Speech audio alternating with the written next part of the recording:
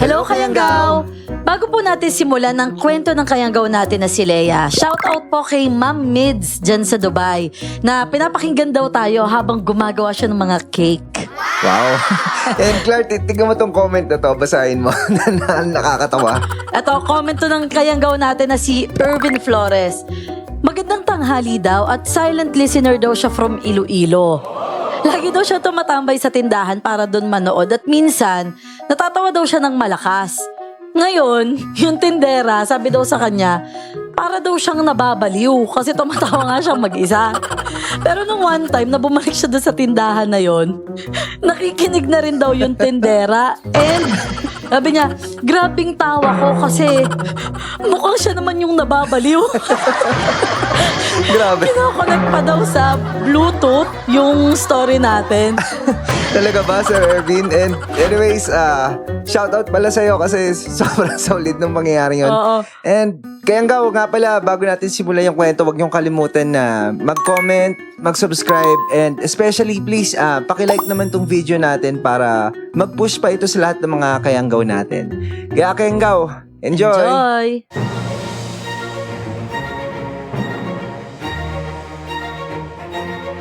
Minsan ang pinaka-nakakatakot na pagpaparamdam ay hindi yung galing sa mundo ng mga multo.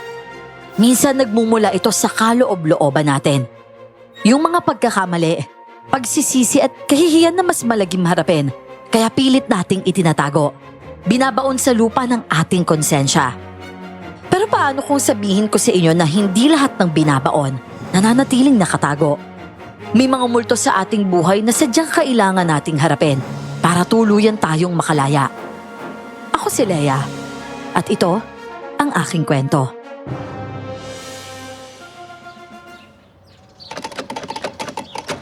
Brum! Brum! Ate, laro naman tayo! Dino, ano ba? Tama na nga. Hinahanap ko si Mami. Lalabas muna ako ha. Magpapaalam lang ako. Wag na, ate. Maglaro na lang tayo. Nandito na naman si Lola eh. Ha? Lola? As in si Lola Adela?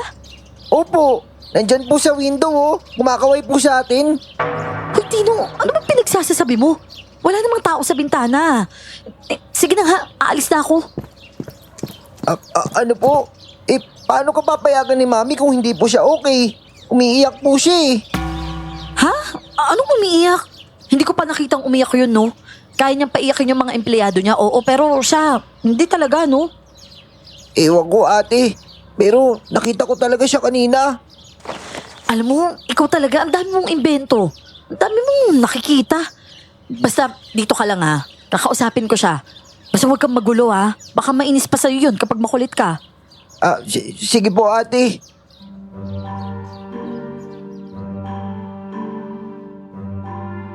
Nagsasabi nga ng totoo si Dino. Natagpuan ko si Mami na nakayuko sa kama at umiiyak nga siya. Binala ko sanang hawakan ang braso niya pero inilayo niya ang mukha niya sa akin. Hindi naman kasi talaga kami close. Workaholic kasi siya at puro trabaho ang nasa isip niya. Kaya naman naiintindihan ko rin siya. Pero masakit pa rin na malayo ang loob namin sa isa't isa. Pero sinubukan ko pa rin siyang kausapin.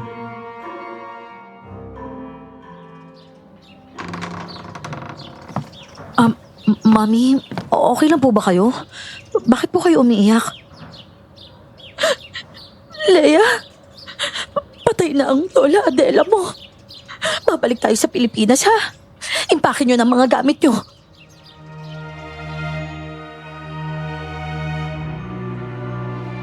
Aaminin kong nagulat ako sa sinabi ng nanay ko. Lalo na't kanina lang ay pinag-uusapan pa namin ni Dino si Lola.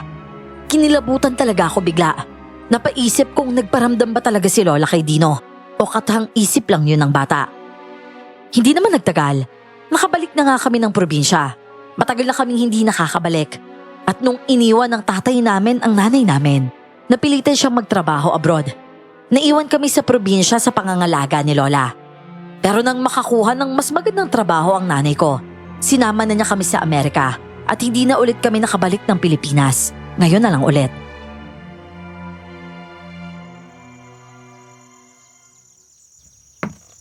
Ma'am Marian, salamat po talaga nakaabot kayo sa libing ni Ma'am Adela. Si Ricky po kasi kanina pa gumagawa ng eksena. Baka po pwede niyo siyang makausap. Oo sige Manang Rosa. Akala ko nga hindi na kami aabot eh. Na-delay pa kasi yung flight namin. Hayaan mo muna si Ricky doon ha. Mamaya ko na siya kakausapin. May konting gulo lang po talaga ma'am. Medyo nakainom po kasi si Sir. Mamaya na nga lang muna yan Manang. Tapusin muna natin yung libing ha. Ang sakit ng ulo ko eh. Parang may jet lag pa kami.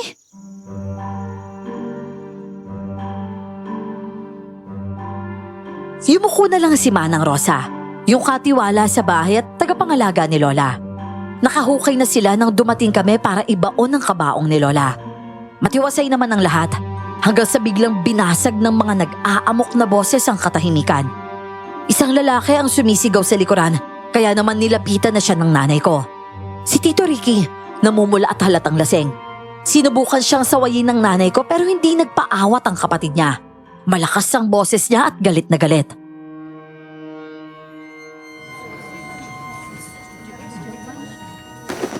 Bakit niyo kasi ayaw buksan yung kabaong? Manong Rosa naman oh. Hindi ba kayo magsasalita? Sumagot kayo! Gusto ko makita si Mama. Gusto ko makapagpaalam na maayos sa kanya. Ano ba Ricky? Huminahon ka nga. Gumagawa ka lang ng eksena dito eh. Hayaan mo munang mailibing si Mama bago ka magwala dyan. Ganyan ka talaga ate. Kadadating mo lang. Kung makapagmando ka, akala mo kung sino ka. Akala mo susunod lahat sa'yo. Manang Rosa, pakibigyan na nga lang muna ng tubig si Ricky. Mukhang kailangan niyang mahimasmasan eh. Hindi ako lasing. Nakainom lang ako. At wala kang pakailam sa akin. Bumalik ka lang nga lang sa US.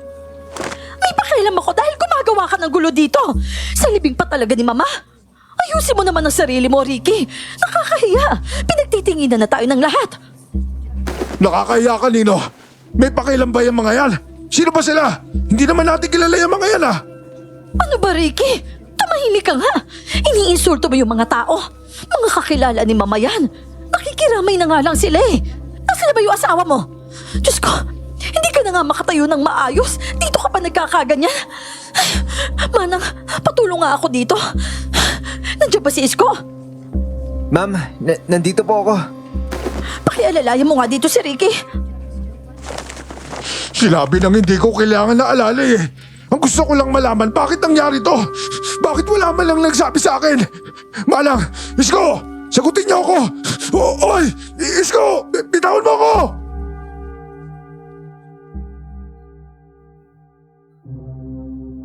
Sa gitna ng kaguluhan ay may isang bagay na agad nakatawag ng pansin ko. May isang babae sa gilid ng musileo. Tahimik na nakamasid sa amin. Nakatalukbong ang mukha niya ng itim na tela. Pero hindi ako pwedeng magkamali. Si Lola Adela yon. Mabilis siyang umalis nang marinig ang mga sigawan. Napahinto ako at hindi ko malaman kung ano ang dapat kong gawin. Dahan-dahan akong sumunod sa kanya. Pero nang marating ko ang musileo, wala na siya. Wala kahit anong bakas ng matandang nakita ko kanina. Hahanapin ko pa nga sana siya nang biglang umalingaw-ngaw ang tunog. Tunog yun ng suntukan mula sa hukay.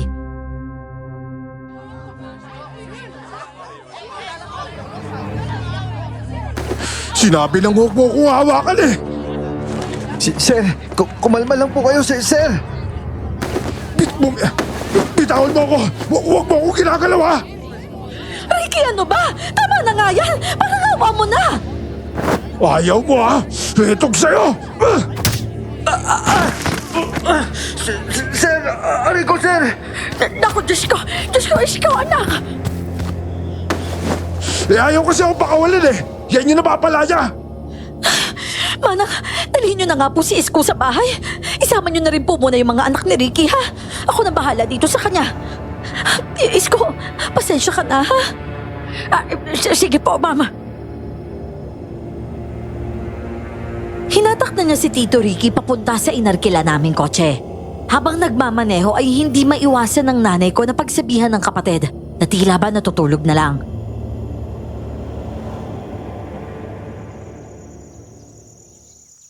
Ricky, alam ko naririnig mo ako, ha? Huwag kang magtulog-tulugan dyan. Ano ba kasing nangyayari sa'yo? Kung ayaw mo ko kausapin, huwag ka na lang magwala sa bahay. Utang na loob naman, oh. Nasaan na ba yung asawa mo, ha? Hindi ko ko siya nakita yung mga anak mo lang. Ayoko talaga mag-alaga ng lasing. Ay, kakarating ko lang kanya ka na agad. Hindi ko kailangan na magbabantay. Ayos na ako. Darating si Sandra mamaya. Baka nandun na yun sa bahay ngayon. Oh, bakit nauna pa kami? Sa Maynila lang naman kayo galing, hindi ba? Hindi ba kayo magkakasabay? At saka, bakit hindi siya pumunta sa libing ni Mama? Hiwalay na kami ni Sandra, ate. Matagal na yun. Inaayos na lang namin yung annulment namin. Wala naman talaga siyang pakialam kay Mama eh. Dadalaw lang yon kasi nakakaamoy yun ng hatian sa lupa. Diyos ko naman, Ricky. Bakit naman hindi ka nagsabi? Hiwalay na pala kayo nun eh. Wala man lang ako kaalam-alam sa mga pinagdadaanan mo dito. Ako magsasabi sa'yo. Kailan pa ba nangyari yun? Para namang nakalimutan mo na may pamilya ka dito sa Pilipinas eh. Sa lupalop ng mundo galing yung biglaang pakialam mo. Ano ka ba naman, Ricky? Huwag kang ganyang magsalita.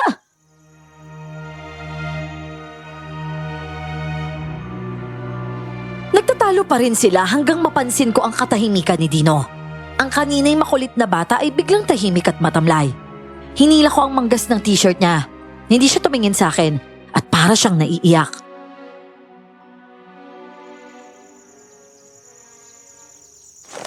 Uy, ano Dino? Okay ka lang ba? Ano ba nangyari sa'yo? Wala po to, ate. Hindi nga. Ano ba yung hawak mo? Patingin nga ako. Oo. Bakit may sugat ka? Ate, sila Kuya Andrew po kasi. Ha? Saglit lang naman ako nawala kanina. Napagtripan na naman nila ako, ate. Si Ate Leslie sabi, tumataba na daw ako. Kinukurot niya ako. Nainis ako tapos si Kuya Andrew, tinulak naman ako. Ano ba naman yan? Lumayo ka muna doon sa kambal na yun Dito ka lang sa akin. Ate, ayoko na po dito. Ano ba Dino? Huwag mo na lang silang pansinin. Basta, kakausapin ko sila. Sasabihin ko huwag ka nilang galawin. Basta, i-enjoy mo na lang muna yung pagbisita natin dito, ha? Gusto mo naman dito sa probinsya ni Lola, di ba? Nalungkot ka pa nga nung paalis na tayo dati kahit lagi kang napapagalitan nun. Opo, kahit masungit po si Lola, gusto ko pa rin sa bahay niya. Ayoko lang po talaga doon sa magkambal na yun.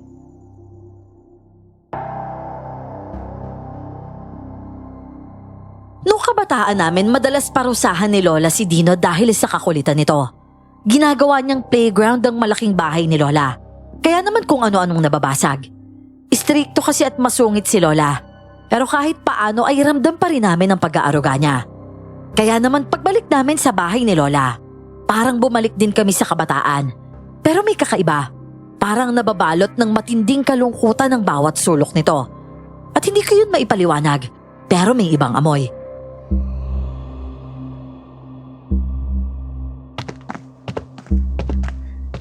Ate, parang merong mali talaga dito. Merong kakaiba. Alam ko yun, Dino. Basta, hayaan mo na lang muna, ha? Taba! Ate, nandito po si Taba! Taba, grabe na miss ka namin, Ang kulit pa rin niya, ate. Parang nung tuta pa siya, oh. Naalala niya pa tayo, ate. Si Taba lang pala yung katapat mo, Oh, ayan, di ba? Okay ka na ulit? Opo, ayos na po ko. Taba, kamusta ka? Dino, Leia, saan niyo ba gusto matulog? Doon na lang po kami ni Dino sa kwarto ko, Mami. Tabi na lang po kami. Isama na rin po namin si Taba, siya sige. Baka hindi rin kasi kayo makatulog kung maingay dito, May meetings pa kasi ako mamaya. Alam niyo namang magkaiba yung oras ng Pilipinas at Amerika, hindi ba? Siya sige na. Mag-ingat kayo dyan sa aso, ha? At baka may sakit yan. Sige po, Mami. Ma, pwede po ba kitang makausap saglit? Ang dami po kasing nangyari kanina, Parang nakikita ko po si Lola sa sementeryo. Tapos, inaaway pa si Dino nung kambal. Ano? Leia, masakit ang ulo ko, Hindi ko na nga alam kung saan ako magsisimula. Ano ba sinasabi mong nakita mo yung lola mo? Ano nung inilibing siya? Syempre nandun siya. Hindi po, yung ibig ko po kasing sabihin. Sige na nga po. Wala, never mind po. Hindi rin naman po kasi ako sigurado sa nakita ko, Oy, siya sige ha? At saka hayaan mo na yung kambal na yun. Pagulo talaga yung dalawang yun eh. Sa ngayon, mag-settle down na lang muna kayo ha? At magpahinga kayo bago dumating yung ibang tao. Oo, sige po. Sa susunod na lang po siguro, ma.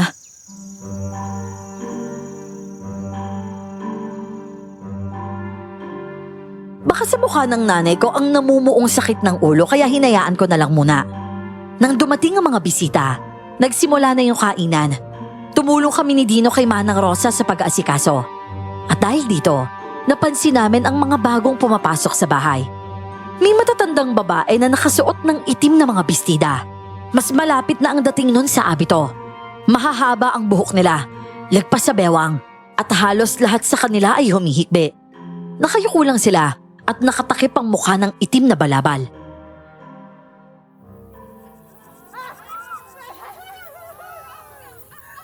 Ate, nakakatakot. Tignan mo, oh. Galit na galit si Taba sa kanila. Tapos, bakit sila umiiyak? Manang Rosa, sino po ba sila? Dino, dalhin mo na muna si Taba sa kwarto ha. Ang ingay eh. Sige po, ate. Ay, mga taga-simbahan yan, iha. Kaya huwag kayo matakot, ha? Nandyan sila para makiramay. Yung pag-iyak nila, paraan yun para ipakita na hindi nag-iisa ang pamilya sa pagluluksa. Kasama din ang buong komunidad. Pero, tapos na po yung libing, di ba? Oo, iha. Pero, special kasi ang lolo Adela ninyo. Kakausapin ko nga si Ma'am Mariel tungkol sa pasam ng lola mo, eh. Ate? Manang Rosa? Pasyampo? Ano po yun? Wala siguro niya sa ibang bansa, ano? Dito kasi meron yan. 9 na araw na ipinagdarasal ng kaluluwa ng namatay para maayos at payapang makapaglakbay sa pupuntahan niya para sa maayos na paglipat niya sa kabilang buhay. Iibig po sabihin, magdadasal po sila? Hindi lang yun, iha. Nagtitirik din ng kandila simula ng unang araw bilang paggalang. May mga kantahan din at pwede kayong sumali doon kung gusto ninyo. Hala, wala naman po kaming alam sa mga ganun, Manang. Ayos lang yan. Nandyan naman sila eh. Sanay na yung mga gumagawa niyan. At karamihan nun mga matatanda sa simbahan. Kabisado na nila lahat ng dasal, pati na rin kanta. Parang buong grupo po pala sila? Kaya pala parang nakaitim silang lahat? Baka naman nagkataon lang din. Tuwing 6:00 ng gabi kasi ginagawa yung dasal. May mga pagsusunog ng kahoy, alay na bulaklak, mga ganon. Sana nga pumayag si Ma'am Maria na makasama rin kayo sa nobena. Sigurado ako matutuwa ang lola ninyo. Ibig sabihin po, 9 days babalik po dito yung mga matatanda na yun? Oo, iho. Pero may mga pagkain din naman. Hindi ba paborito mo ang leche plan? At saka yung biko na lagi kong niluluto. Hayaan mo ha. Lahat ng paborito mo lulutuin ko. Sige po. Gusto ko na po pala yung pasyam kasi may leche plan eh. Ito talaga si Dino. Nadala ka kagad sa pagkain, no? Nga pala po, Manang. Ayos lang po ba si Isko? Nakita ko po kasi, narinig ko po pala yung nangyari kanina. Para kasing malakas po yung sapak ni Tito Ricky sa kanya eh.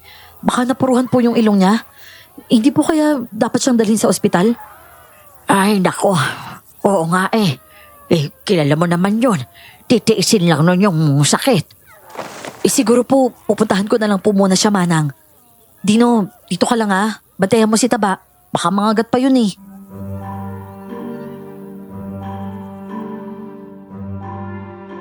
Nagtungo nga ako sa likod ng malaking bahay kung saan nakatayo ang kubo ni Manang Rosa at Isko. Ganon pa rin ang itsura nito, maliban sa mga nadagdag na bakod na gawa sa kahoy. Nababalot ito ng mga baging kaya nagmumukhang sarado na ang buong lugar. Nakita ko naman sa isang uwang si Isko. Pumipita siya ng mga halaman mula sa hardin nila. Patuloy ang pagdaloy ng dugo mula sa ilong niya. Napilit niya pa rin pinupunasan. Pero kumakalat lang ito sa mukha niya at sa harap ng damit.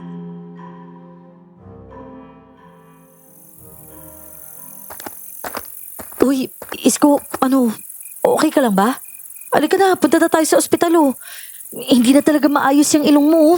Parang nayupi yata. Hindi na, Leia. Okay lang to. Hayaan mo na ako. Pero umaagos na yung dugo sa mukha mo, oh. Nakakahinga ka pa ba ng maayos dyan? Alika nga, tingnan ko nga yan. Hindi na. Ayos na ako. Kaya ko na to. Ano ka ba? Sasamahan naman tayo ni Mami. Kami na bahala dyan. May atraso naman si Tito sa'yo eh. Hayaan mo na lang kaming tumulong sa'yo. Sinabi nang kaya ko na, di ba? Huwag kang makulit. Oo, sige. Sorry ah. Nag-aalala lang naman kasi ako eh. Ang lakas kasi ng suntok ni Tito sa'yo tapos ganyan yung ilong mo. Gusto ko lang naman sana makatulong. Alam ko. Tsaka, pasensya ka na rin ah. Ang sakit lang talaga ng mukha ko. Pero, Leia, kung pwede, huwag ka na lang mangailam dito. Lalo na kung gulo namin ng tito mo to. Ha? Gulo talaga? Bakit parang may pinanggagalingan yung sinabi mo? Isko, ano ba talaga nangyari? Parang sobra yung galit niya sa'yo eh. Siya pa talaga yung may gana, no? Alam mo, marami kayong hindi alam sa mga nangyari dito. Yung tsuhin mo, akala mo, kilala mo na. Pero, hindi talaga. Ano bang ibig mong sabihin? Alam ko kung saan ako lulugar. Kaya hindi ako nakikialam sa usapan ng pamilya nyo. Pero sa susunod na pagbuhatan niya ako ng kamay, lalo na si nanay, hindi na talaga ako makakapagpigil. Matagal na ako nagtitimpi.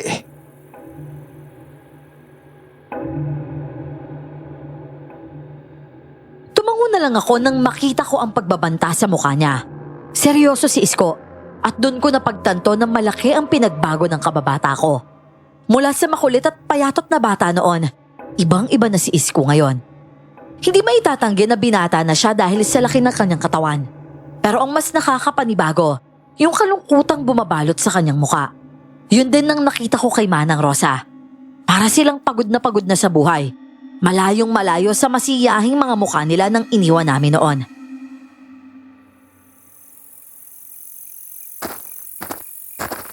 Sige na, Leia. Baka hinahanap ka na nila sa loob eh. Basta magsabi ka lang kung kailangan mo nang pumunta sa ospital ha. Baka may infeksyon pa yan eh. Hindi naman kagaya yung Maynila dito eh. Hindi malapit yung ospital. Klinika lang yung meron, nasa kabilang bayan pa. Pahirapan pa ako makahanap ng nurse. Madalas absent. Di wala nga ang doktor dito eh. Wala pa rin talaga? Taka, paano nyo ginagamot si Lola noon? Di ba may sakit siya? Yan nga yung tanong, di ba?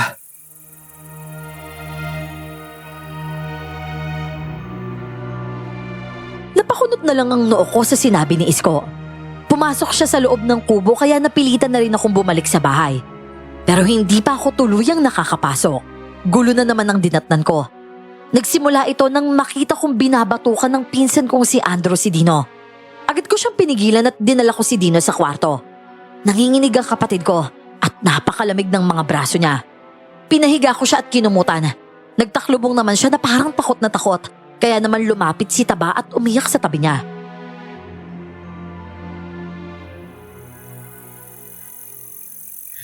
Ate, lumayo naman talaga ako eh. Kinuha lang talaga ni Kuya Andrew yung pagkain ko.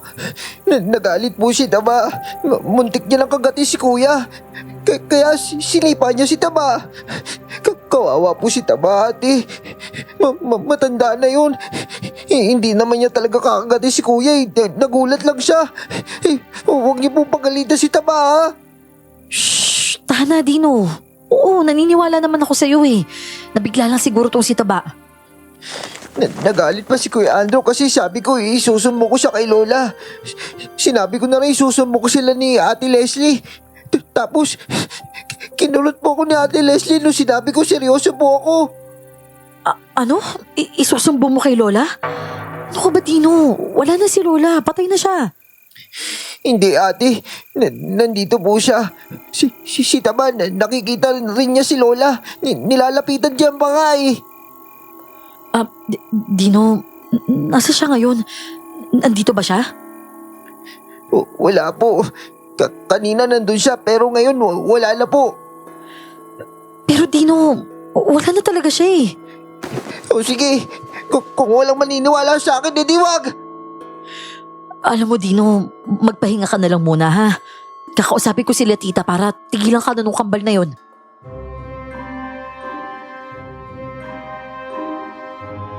Hindi ko alam kung naririnig o naiintindihan pa ako ng kapatid ko dahil patuloy lang yung pag-iyak niya. Hindi pa yata niya natatanggap ang pagkamatay ni Lola. At kasabay pa nito, inaaway siya ng mga pinsa namin. Dahil dito ay dumiretso na ako kay Tita Sandra, yung nanay ng kambal. Pero imbis na pagsabihan niya yung mga anak niya, sininghalan pa niya ako at tinabig ang balikat ko.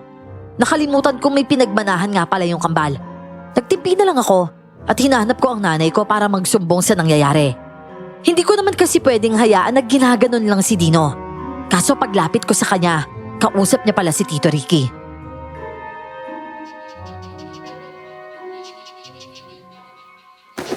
Eh sabi kasi ni Manang Rosa, kailangan daw ng pasyam para kay Mama yun. Ano? Wala na tayong oras dyan. Mas kailangan natin asikasuhin yung mga papeles. Yung hatian sa lupa. Ano ka ba naman, Ricky? Kakalibing lang ni Mama, yan agad ang iniisip mo? Oh, bakit? Ikaw ba hindi? Umuwi ako dito dahil kay Mama. Hindi dahil sa mana na yan. Nasaan naman ang konsensya mo? Ricky naman! Ayoko na mag-abala pa. Gusto ko na lang matapos ang lahat ng to. Pasensya na po kung sisingit ako, ha? Pero sigurado ho ako, gugustuhin niya ni Ma'am Adela. Teka, usapan namin pamilya to. Kami yung magdidesisyon dito. Pero kami po ni Isko ang kasama niya nung umalis kayong lahat. Kami ang nag-alaga kay Ma'am. Nakasama niya kami sa hirap, sa sakit, at sa lahat ng naranasan niya. Itinuring niya kaming pamilya, kaya ganoon din po ang turing namin sa kanya. At tama si Manang Rosa. Deserve to ni Mama. Kaya sige, papayag ho kami. Pwede na silang magsimula mamaya, ha? At kung ano ho yung nararapat, gagawin namin. Ewan ko sa inyo. Sana hindi nyo na lang sinabi sa akin eh. Kaya di naman pala yung masusunod.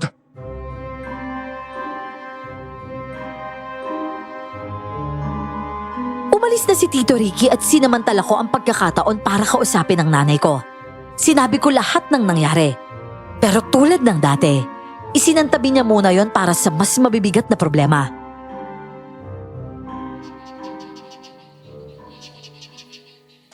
Ma'am, hindi lang naman yung pang-aaway yung problema eh. Apektado na si Dino. Alam mo ba kung ano-ano yung sinasabi niya? Sabi niya nakikita daw niya si Lola kung saan-saan. Ha? Eh, paano naman mangyayari yun? Basta ma, hindi ko rin alam. Baka nga ini-imagine na lang niya kasi nagluluksa siya. O baka naman talaga nakikita niya si Lola. Sabi niya, pati nga daw si Taba nakikita si Lola eh. Ano ba yung sinasabi mo, Leia? Sinasabi mo bang nakakakita siya ng multo? Ano ba? At saka aso? Hindi naman porket umuwi tayo ng probinsya, sasabay ka na sa mga ganyang nonsense. Ano bang multo? Kung magmumulto man si Mama, sa akin yun. At tigilan niyo nga ako. Ang dami-dami kong inaasikaso. Sumasakit yung ulo ko sa inyo eh. Pero ma, hindi po magsisinungaling si Dino. Leia, hindi pa ba sapat na inuro ko yung flight para lang sa pasyam? Kailangan ko pang maniwala sa mga pinagsasasabi ninyo? Leia, tingnan mo, pasensya na talaga ha? Wala talaga akong oras para dyan eh. Pero kapag ipinakita mo kay Dino na natatakot ka rin, lalo lang naman siya matatakot dyan eh. At totoo man o hindi yan, iparamdam mo na lang sa kanya na wala siyang dapat ikatakot ha? At kung magpakita man si Mama, hindi naman yung para manakot dahil mahal niya kayong mga apo niya.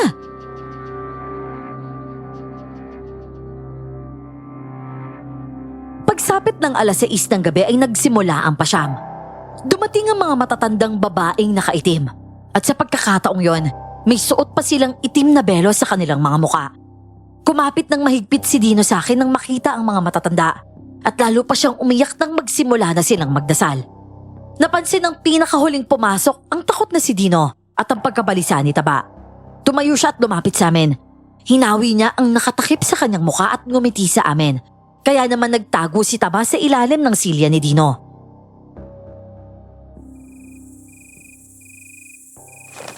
Magandang gabi sa inyo. Ako si Sister Julie.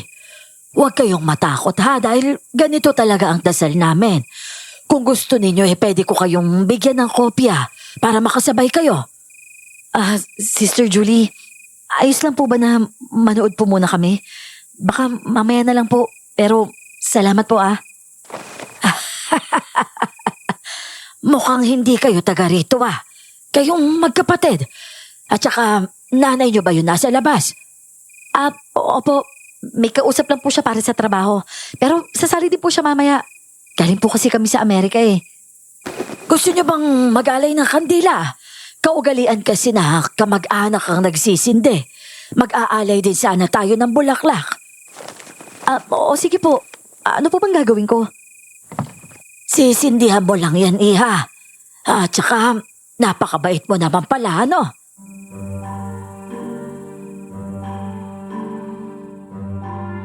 Sa gabay ng madre ay lumapit ako sa nakasetup na altar.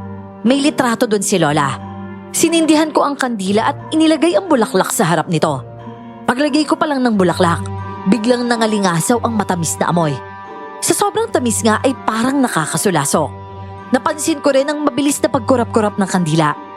Hindi naman malakas ang ihip ng hangin, pero kinilabutan ako. Para kasing may pumasok na sobrang lamig na hangin. Dumampi sa likod ko at gumapang sa bato ko. Sumilip ako sa mga matatanda at tuloy pa rin ang dasal nila. Walang ibang nakakapansin sa kandila. Lumapit naman sa akin ang madre at napaurong na lang ako.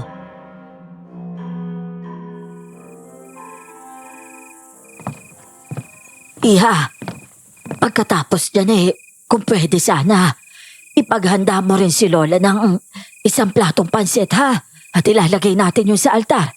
Ang sabi kasi ni Rose, paborito raw niya yon. Oo, sige po. Salamat, Leia, ha?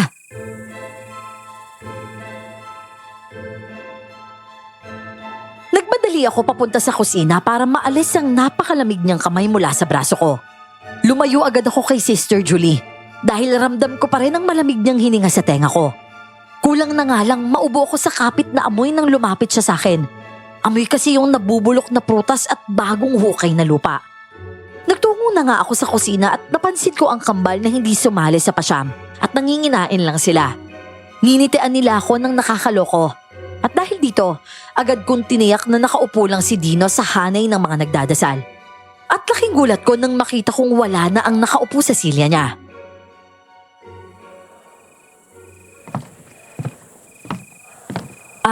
Tito Ricky, nakita niyo po ba si Dino? Aba, malay ko. Hindi ba ikaw yung nagbabantay sa kanya? Manang Rosa, nakita niyo po ba si Dino? Kanina lang po kasi nandito siya eh. Pasensya ka na, iha ha. Hindi ko kasi talaga napansin. Hindi ba kasama mo siya at saka si Ilta ba? Kumuha lang po kasi ako ng pansit eh. Eto po oh. Pwede po ba kayo na lang po yung maglagay nito sa altar? Hahanapin ko lang po sila ha. Baka kasi ko saan po sumuot yung dalawa na yun eh.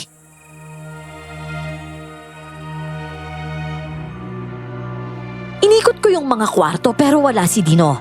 Hindi ko rin marinig ang pagtahol ng aso. Lumabas ako ng bahay at sinilip ang mga poste sa ilalim nito na dati paboritong pinagtataguan ni Dino. Pero wala rin. Hanggang sa marinig ko ang boses ng bata. At doon, sa bandang likuran ng lupain papunta sa kakahuyan, sinundan ko ang boses niya hanggang sa lumang balon. Umiiyak si Taba na para bang takot na takot.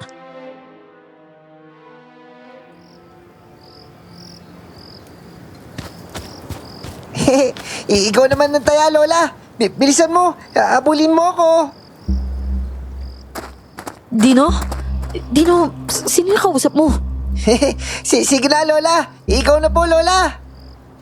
Dino, ano ba? Huwag kang pumunta dyan. Abulin mo ako. Pumasok si Dino sa makapal na halamanan kaya naman hinabol ko siya. Sumunod si Taba, pero madilim dahil natatakpan na ng nagsasalimbay ang mga puno ang kakahuyan.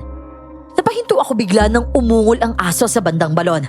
May kausap na naman si Dino, pero hindi na sa kakahuyan, kundi doon sa may balon. Sumunod ako at doon nakita ko si Dino. Nakaupo sa labi ng balon. Hindi na siya nakikipaglaro. Bakas na ang takot sa kanyang muka. At sa ilalim ng balon, doon sa loob, may pilik siyang itinuturo.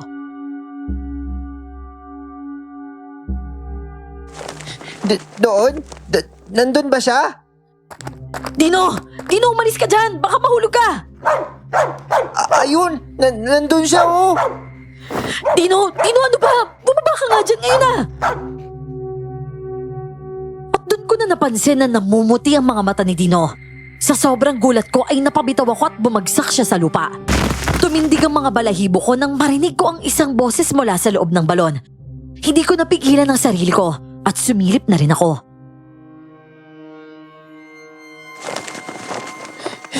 Ate! Ate! Halika na! Bilisan mo na, Dino! Halika na sa bahay! Ate! Bakit po may tao doon? Oh, ano ba nangyayari dito? Bakit parang may naririnig ako sigawan? Mapapasok po muna kami ha. Ano ba yun, Leia? Tinatakot yun naman ako eh. May nakita po kami sa balon. May tao po doon. At takot na takot po si Dino.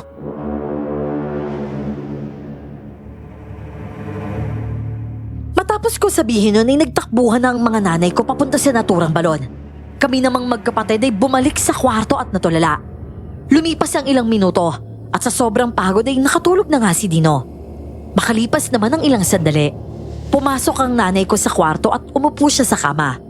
Kapansin-pansin na wala siyang hawak na cellphone at namumutla na rin siya. Hinimas niya pa yung ulo ni Taba. Ayaw umalis ng aso sa tabi ni Dino at tila ba binabantayan ang bata.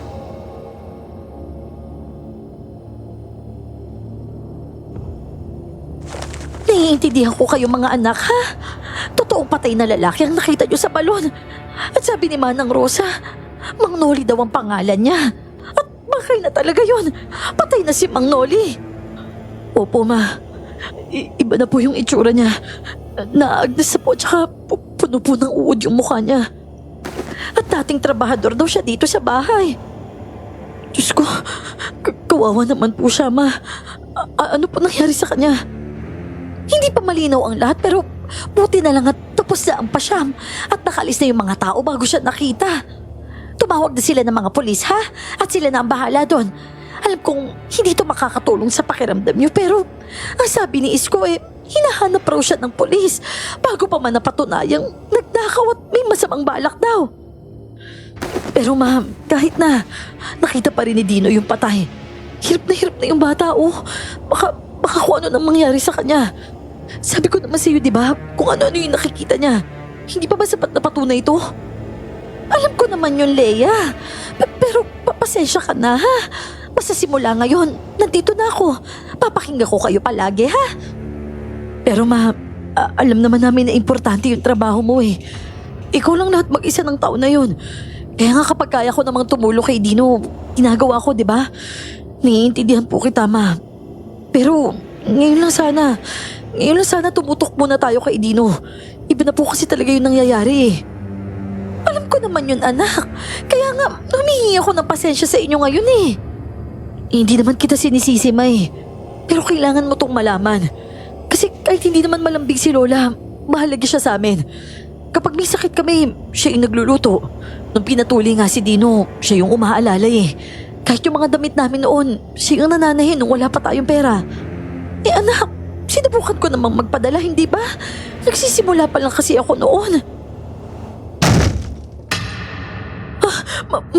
Ano po yun?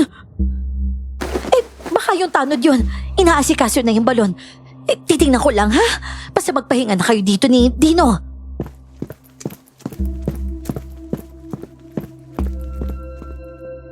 Lumalim nga ang gabi at nanaig ang katahimikan sa malaking bahay.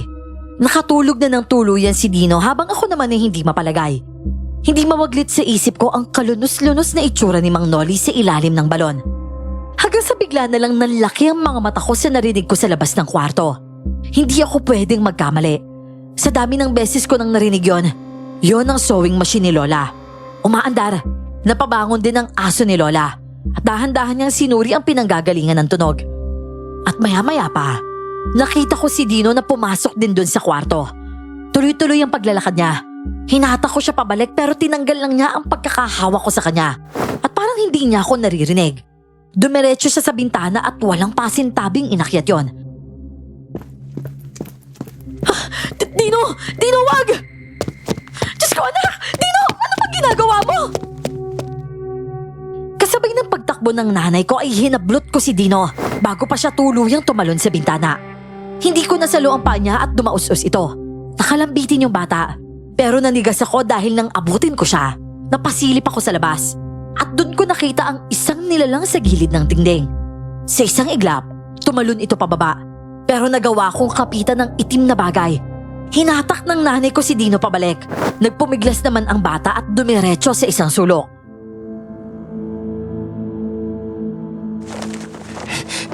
Mami, si Lola nandyan po siya. Inaaya niya po ako. Lola! Lola! Mami, nakita ko sa labas. Nagmadali na nga si na Mami na buksan ang ilaw sa kwarto. At doon ko nakita na puno ng itim na buhok ang buong kwarto. Sa sahig, sa kama at sa bintana. Pati na rin sa kamay ko. Para akong binuhusan ng malamig na tubig. Niyugyug ako ni Mami at pilit niya akong hinahaplos sa muka. Ganon din ang ginawa niya kay Dino na para bang ginigising niya kaming dalawa. Mga anak, parang awa niyo na bumalik na kayo sa akin.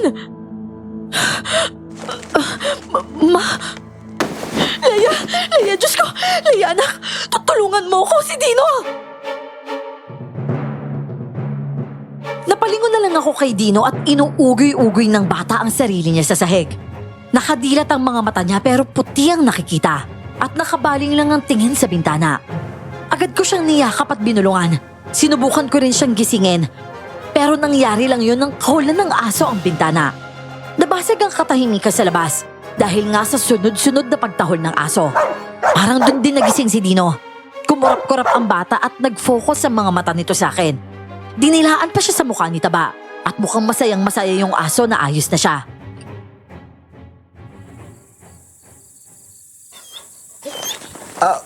Ate? Diyos ko, Dino! Bakit po? Ano po nangyari? Parang bagong gising lang siya.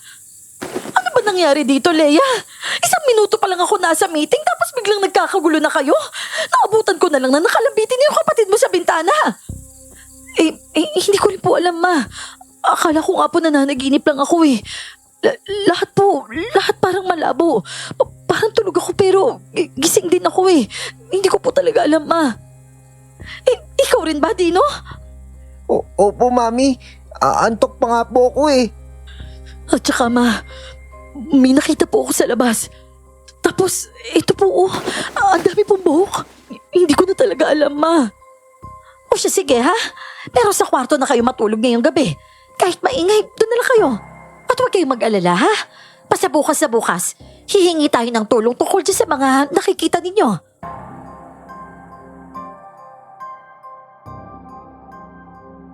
Wala na ngang nangyari sa amin nung gabing yon kaya naman kinabukasan. Tila ba natabunan na naman ang mga kaganapan ng mas masiselang bagay. Katulad na lang ng trabaho, pati na rin ang paghahati ng lupain.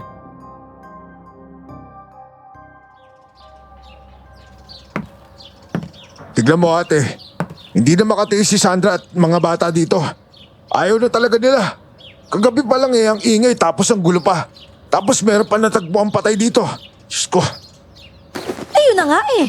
Sa dami ng gulo ng isang tulong wala kayong ginawa. Wala na ba talaga kayong pakialam? Ayaw lang talaga namin makisama sa mga tao dito. Masyadong kakaiba mag-isip. Alam mo naman si Sandra, city girl yan. Napilitan lang talaga na pumunta dito. Di siya sige. Umalis na kayo dito at ako nang bahala.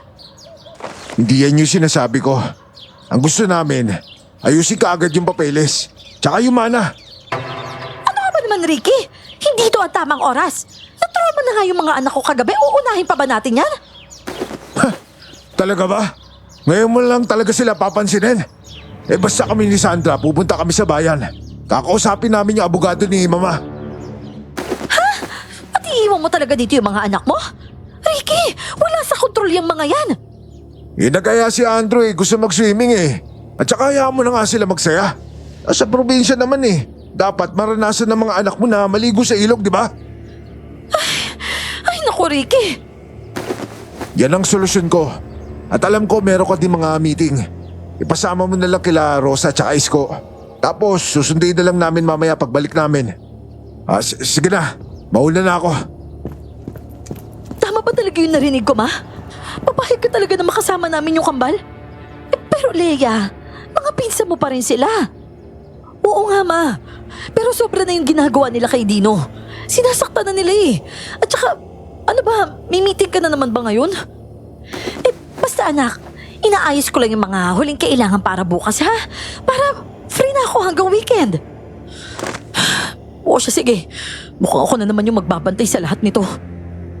At saka, may punto naman si tito mo eh. Isama mo si Manang Rosa. At saka Leia, seryoso ako kagabi. Pwede kang humingi ng tulong sa kanila. Ha? Sigurado ka ba sa sinasabi mo, ma? Hindi mo ba naaalala? Albularyo si Manang Rosa. Basta, may alam siya sa mga ganyan. Kaya nga siya yung kinuha kong mag-aalaga kay mama, hindi ba? Tanungin mo siya tungkol sa mga naririnig ninyo. Doon sa mga kababalaghan. Baka may alam siya o may kakilala siyang espiritista. Yung kumakausap talaga ng espiritu? Gusto mo ba kausapin si Lola, ma? Parang gano'n na nga. Pero pa kami hindi tapos pag-usapan. At kung may alam si Manang Rosa na pwedeng pang-proteksyon, hindi ba't para sa atin din yun?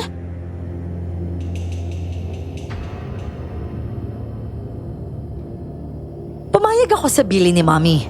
Hindi nga nagtagal ay isinama na namin yung dalawa kong pinsan sa ilog. Sa umpisa parang maganda nga ang ideya ng outing. Yung araw, yung kalikasan at yung tubig. At parang nakakabuti nga sa aming lahat. Naglalaro si Dino at si Taba sa gilid habang ang kambal ay naglulublob na. Kinuha ko naman yung pagkakataon na kumonsulta kay Manang Rosa. Sinabi ko sa kanya ang lahat. Bigla namang nalungkot ang kanyang mukha sa mga narinig niya.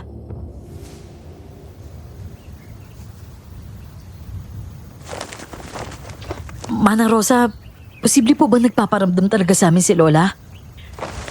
Sinasabi kasi nilang ang ligaw na kaluluwa ay yung mga hindi matahimik matapos ang biglaan nilang pagkamatay. May mga bagay pa silang gustong tapusin dito sa lupa, kaya nagpaparamdam sila sa mga naiwan. Katulad po ba yun ng mga nararanasan namin?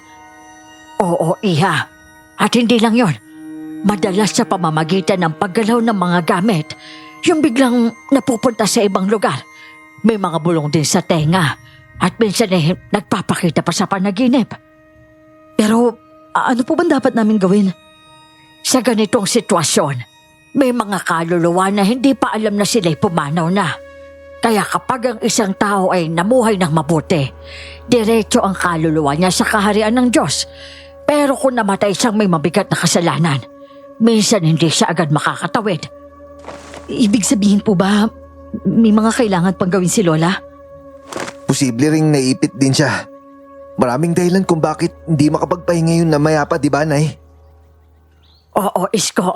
Tama yan. May alam ka rin pala sa ganito, Isko? Oo, hindi lang si Nanay. May nakita rin kasi ako eh. Para siyang babae. Mahaba yung buhok tapos nasa labas siya ng bintana. Sigurado ka ba, Iha, na hindi ka lang nananaginip? Hindi ko na po kasi talaga alam, Manang Rosa. Sa mga nangyari po kasi kagabi, hindi ko na alam kung alin yung totoo at kung alin yung guni-guni. Pero may nakuha po akong buhok. Mahaba po, tapos ang dami po na sa kwarto ni Lola. Ay, yun pa. Naglalagas talaga ang buhok ng Lola mo dahil sa sakit niya. Pero Manang Rosa, ano po ba talaga sakit ni Lola? At bakit po hindi binuksan yung kabaong niya? Mahabang kwento yan. Ang tiyuhin mo, alam niya ang totoo. Pero nagbubulag-bulagan siya. At alam niya kung ano ang nangyari kay Ma'am Adela. Hindi naman po kasi makausap ng maayos yun eh. Pero ang pinaka-problema ko po talaga ngayon, si Dino. Kawawa po kasi siya eh. Lagi siyang napupuntirya ng kung ano-anong nangyayari. Kagabi nga po, delikado na eh. Bigla na lang siya umakit sa bintana tapos hindi ko po ba alam kung nasapian siya o kung ano. Karaniwan sa mga bata, edad 6 hanggang 8. Bukas pa yung mga third eye nila nang hindi nila alam. Kala nila normal lang yun nakikita nila. Ang hindi nila alam, may ibang nilalang na pala yun. Madalas nawawala yung ganitong abilidad pagdating ng 10 taon. Baka po may alam kayong paraan para maprotektahan si Dino. Kahit siya na lang po. Kahit hindi na po kami ni Mami. Naaawa na po kasi talaga ako sa kanya eh. Ay, huminto na ako sa ganyang gawain, Iha. At sa mga ganitong bagay, mas mabuti sana na hindi na tayo nakikialam. Tutulungan kita, Leia. Salamat talaga, Isko. Pero sandali lang po. Tingnan niyo po, oh. Tumuloy pa rin yung kambal. Hindi po ba sinabihan niyo na po sila na pupunta doon sa dulo ng ilog? Malakas po yung alon doon, hindi po ba? Buisit, mga pasaway talaga yung mga yun. Isko anak, lapitan mo na sila. Opo, sige ho. Dino, dito ka lang ha. Huwag kang aalis sa tabi ni Manang. Tutulungan ko lang si Isko.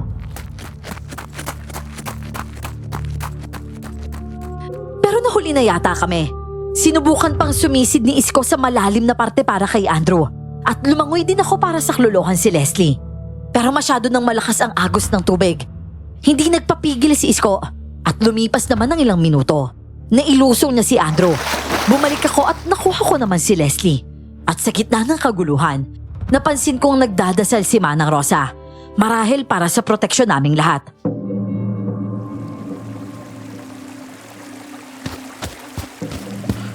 Teka, ano nangyari dito?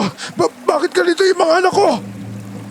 Tito, kailangan na po natin silang dalhin sa ospital. Muntik na po silang malunod eh. Naligtas po sila ni Isko. Ano? Tara, isakay nyo kaagad sa kotse. Bilis! Pero, sandali lang po Tito. Nakainom po ba kayo? Huwag ko na nga mangialam. Oras yung hinahabol natin dito. Pinigilan din siya ni Tita Sandra at gusto niyang pumalit sa pagmamaneho. Pero dahil sa katigasan ng ulo, nasunod pa rin si Tito Ricky. Mas mabilis daw kapag siya at mas maayos daw kapag siya. Napailing na lang kami at umuwi. Walang mananalo sa pakikipagtalo sa lalaking yon, kahit buhay na ng pamilya niya ang nakataya. At sa kasawiang palad ay yun nga ang naging kapalit. Lumipas ang ilang oras at bumalik ang kotse niya. Pero imbis na apat ay mag-isa na lang si Tito Ricky. Kakarag-karag na ang kotse nang iparada niya sa harap ng bahay. Isang lasing, duguan at nagwawalang lalaki ang bumungad sa amin. Wala kayo kwenta. Kayo yung dapat sisihin sa nangyari. Tito, ano po ba sinasabi niyo? Ano po ba nangyari? Namatay sila lahat. Namatay sila lahat dahil sa inyo. Nilunod niyo sila. Kailangan ko sila isakay sa kotse. Kung hindi ko sila minadaling-daling sa ospital, hindi kami mababangga sa pulong yon. Kaya yung may kasalanan. Namatay sila bago pa kami makarating sa kabilang bayan. Diretso sila sa Ibang Salvador. Pero Tito, sandali lang po. Pero hindi naman kami naglasing ah. Sinabihan ka na namin na huwag kang magmaneho. Ikaw, tuturuan kita ng leksyon. Tito, tama na po. Isko, wag ka na lang pumatol.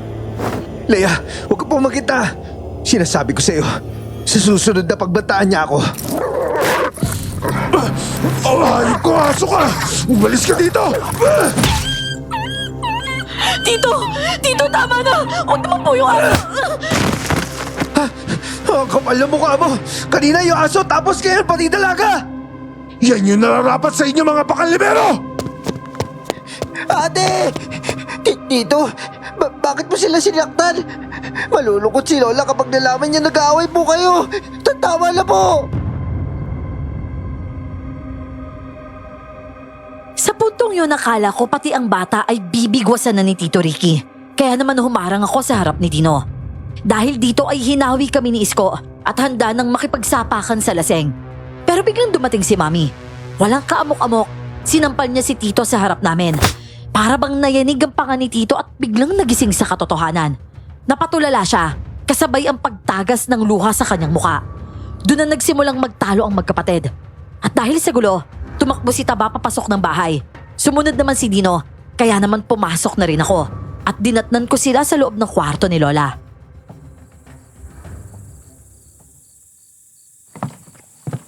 Dino, ano yung pinaglalaroan mo? Notebook po, ate. Mukhang kay Lola yan ah. Sulat kamay niya yan eh. Pero, ano po bang laman nito, ate? Patingin ako ah. Babasahin ko yung nangyari. Sinabi dito ni Lola yung mga nangyari sa kanya ilang buwan bago siya nagsakit ng malubha. Alam na naman natin yun eh. Pero ito, may tinatago pala siya. May depression pala si Lola.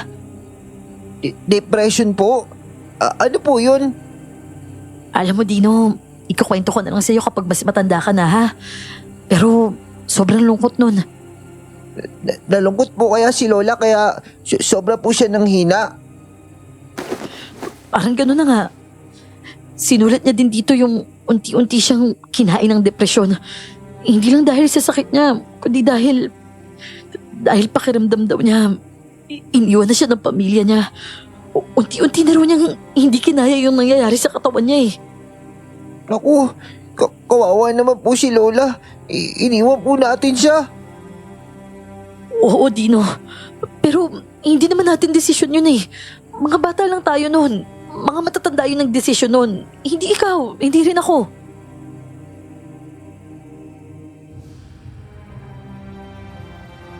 Sa mga sumunod na pahina ay nakita ko ang mga pangalan naming pamilya niya. Lahat nakasulat, walang nakaligtas, pati ang mga apo. May mga X ang mga ito, maliban sa amin ni Dino. At sa huli sinabi niya na mas mabuti pa ang mga katiwala. Naging tapat at maalaga sa kanya. Kaya naman naging mabuti talaga siya sa kanila. Gayunpaman, hindi na raw niya nakikita ang dahilan para lumaban pa. Lalo na kung nagiging gulay na lang siya at puro pighati na lang ang nararamdaman.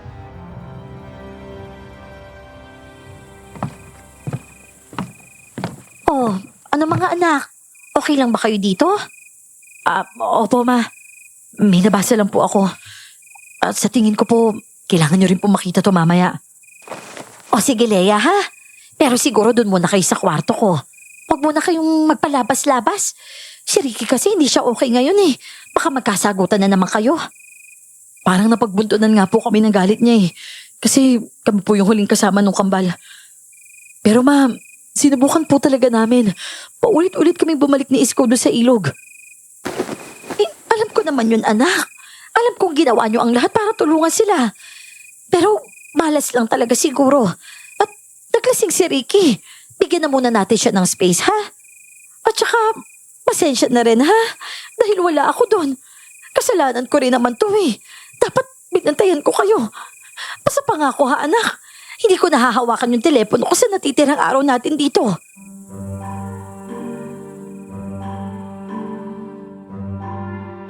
Ikinagulat ko nang tuparin na nga ni Mami ang sinabi niya.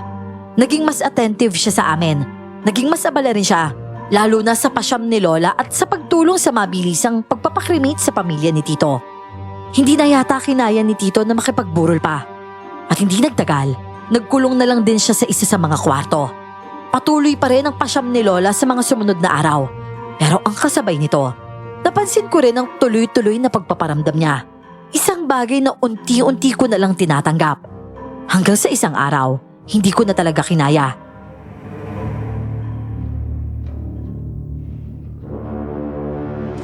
Ma, naririnig niyo po ba yun? May ibang boses kasi, kasabay ng mga matatanda. Oo anak, nakakakilabot nga eh. Dapat na ba tayong lumapit sa espiritista? Baka sa kabilang bayan may kakilala sila eh. Hindi ko na talaga kaya to, ma. Gusto ko na umalis dito. Ay, mawalang galang na, Marian. Sister Julie? Pasensya na pero may narinig lang ako sa usapan ninyo. Gusto ko lang ipaalala kung gaano kahalaga na nandito ang pamilya ng namayapa. Nagdarasal at gumagabay. Sumasama sa espiritu niya sa pagtawid sa kabilang buhay. Ay, opo. Naiintindihan po namin yon. Kailangan niya kayo para mabuo ang paglalakbay niya. Kailangan niya ang pamilya niya para doon sa panibagong buhay na naghihintay sa kanya. Opo sister, mananatili naman po kami dito eh. Mabuti naman dahil malapit na ang lahat. Magpakumbaba tayo sa harap ng kamatayan at tanggapin ang limitasyon ng tao. Sige po sister, salamat po.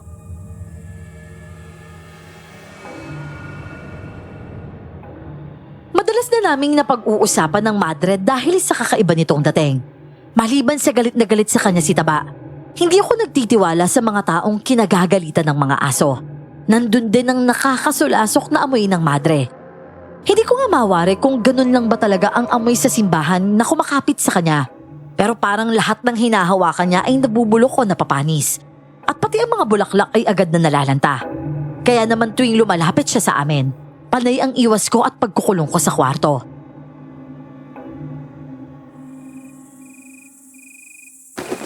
Ate, matagal pa ba sila? Gutom na po ako eh. Nagdadasal pa sila eh. Maya-maya pa siguro yun, Dino. Gusto ko lang lumabas ate. Pati si Taba nadudumi na rin eh. tagal nila ngayon ah. Parang mas sumaba yata yung oras nila gabi-gabi, no? Yun na nga eh. Parang ang ayaw na nilang umalis dito. Pero sige na, ako na yung sasama kita ba sa labas? Talaga? Akala ko ayaw mo rin makasalubong si sister kasi alam mo na, nakakatakot siya, di ba? Basta ako na yung sasama. Saglit lang naman to eh. Basta huwag kang lalabas dito ha. Sige ka, baka makita ka pa ni sister. Naku, wag na ate. Dito na lang ako.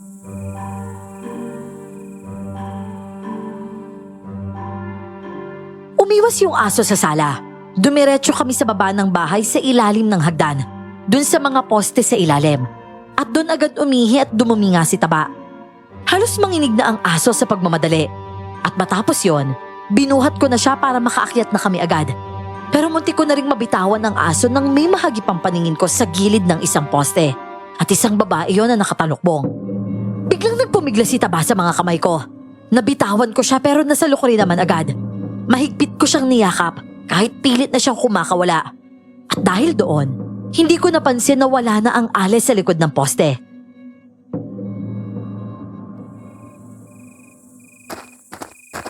Oh, Leia! Saan ka nang galing? Bakit naman ganyan ang itsura mo? Mami, may nakita ka bang lumabas dyan sa grupo nila? May nakita kasi ako sa baba ng hagdan eh, doon sa mga poste. Wala naman. Bakit? Pero sigurado po ako taga dito siya sa grupo nila. Kaamoy siya ni Sister Julie. Yung amoy na sobrang hinog na prutas tsaka bagong bukal na lupa. Tapos ang weirdo pa nun, Mami, kasi bakit doon siya nagtatago?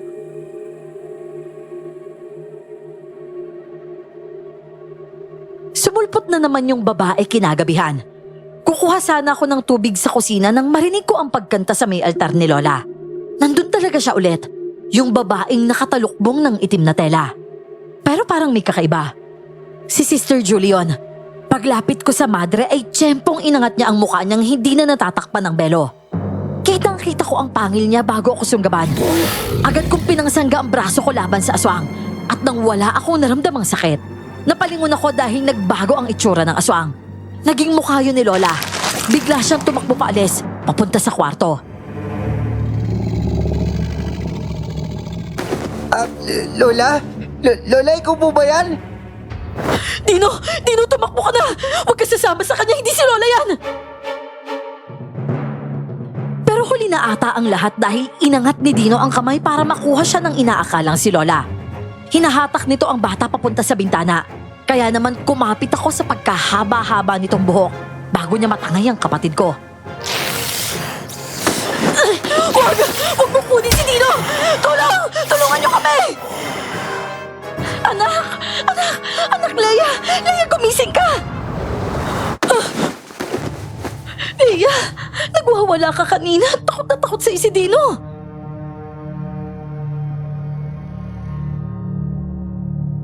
Nasa kama pa rin ako. Pawis na pawis at nanginginig.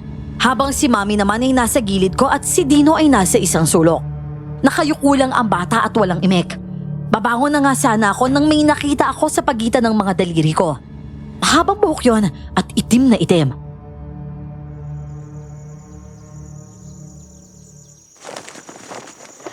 Leia, anak, last day na ng pasyam ngayon, ha? At aalis na tayo ngayong gabi. Basta mag-impake na kayo. Buti naman, Ma. Aray ko! Ma, si Tito Ricky yun ah. Diyos ko, ano na naman ba to? Ay, titingnan ko ha.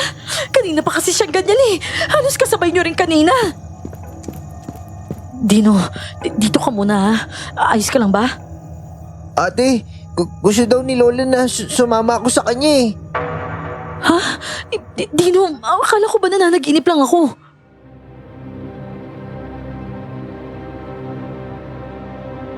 Litong-lito na talaga ako sa puntong yon. Hinanap ko ang anting-anting na ibinigay ni Isko. Suot naman yun ng bata pero patuloy pa rin ang pagpaparamdam sa kanya. Kahit naman yung ibinigay sa akin ay hindi rin gumana dahil ganun pa rin ang mga panaginip ko. Pero hindi ko na yun napagtuunan ng pansin dahil umalingaw-ngaw sa buong bahay ang malakas na pagdaing ng tiyuhin namin. Napatakbo na ako noon at pati si Mami ay napahiyaw na rin.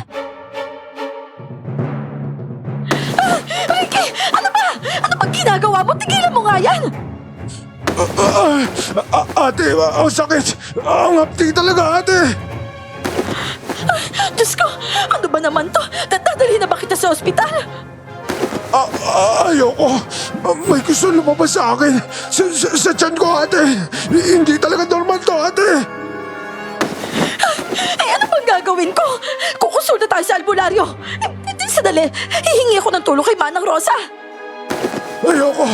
Huwag. Mangkukulam yon. Eh ano bang gusto mong gawin ko, Ricky? Ayaw mo sa ospital. Ayaw mo rin kay Manang. Sa lagay mong yan, may pagpipilian ka pa ba?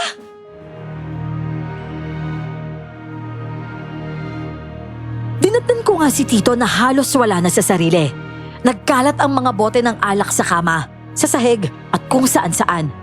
Hindi lang amoy alak ang buong kwarto, pati suka at amoy lupa na rin. Pero ang pinaka nakakaalarma, yung itsura niya. Pulang-pula yung balat niya, namimintog ang tiyan na parang buntes, at pilit niyang kinakalmot ang lalamunang nangingitim. Hoy, anong tinatayo-tayo mo dyan? Tulungan mo ako. Ebot mo sa akin yung bote ko. Iinom ka pa talaga, Tito, kahit ganyan na yung lagay mo.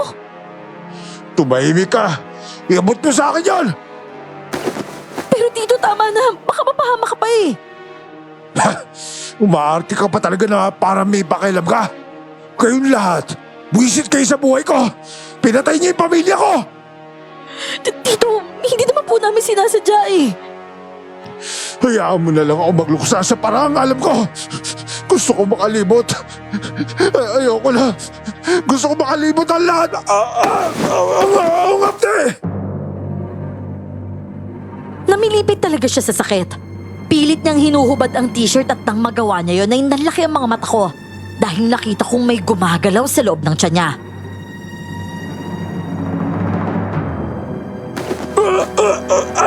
Umalis kayo sa katawan ko! Umalis kayo! Diyos ko! Tito, ano yung gumagalaw sa tiyan mo? Hirap na siyang magsalita noon na para bang may nalunok siya. O di kaya ay may gustong lumabas mula sa lalamunan niya. Hindi niya malaman kung alin ang uunahing kalmutin, yung nagdudugo niyang leeg o yung namimintog niyang tiyan. Napaurong na lang ako nang biglang mag-amoy burak ang buong kwarto. At dito na nga dumating si Manang Rosa at Isko.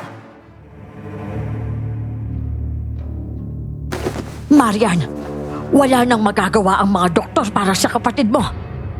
Pero bakit, Manang? Sinasabi niya may gusto lumabas sa katawan niya. Bakit ganyan yung tiyan niya? May insekto daw po, Ma. Yun po yung sabi niya kanina eh. Baka yan yung laman yan. Binabarang siya. Yan yung nangyari. Meron siya atraso kaya ganyan. Nagbabayad siya sa mga ginawa niya. Tama si Isko. Sir Ricky, kung gusto mong gumaling, kailangan mong humingi ng tawad sa lahat ng mga nagawa mo, sa lahat ng sinaktan mo, at subukan mong magsisi sa ugali mo. Ayoko. Hindi ko gagawin yon. Yan lang nga ba yung sinasabi ko eh. Pero hindi ko alam kung paano kita matutulungan kung ayaw mong magbago. Yang katigasan ng ulat yabang mo, yan yung ugali na papatay sa'yo. Ayaw pa rin talaga ni Tito kahit na nag-aagaw buhay pa siya. Sa puntong yon, nagdurusa na lang talaga siya. Pinalabas na lang ako ni Mami sa kwarto para hindi ko na makita. Pero kitang-kita ko pa rin nang magsimulang lumitaw ang mga alupihan mula sa pusod ni Tito Ricky.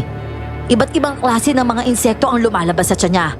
Napangiwi na lang ako noon at umalis. Ilang oras ang lumipas ng pagdurusa niya. Hanggang sa tuluyan na ring tumahimik ang lahat.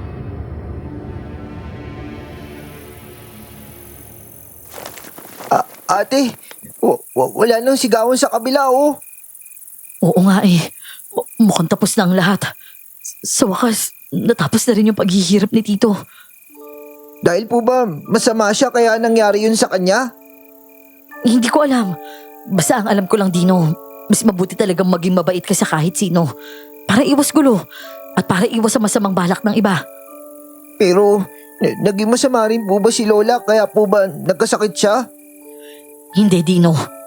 Siguro, minalas lang talaga siya. Tapos, sobra siyang nalungkot kaya hindi na niya kinaya ang lahat.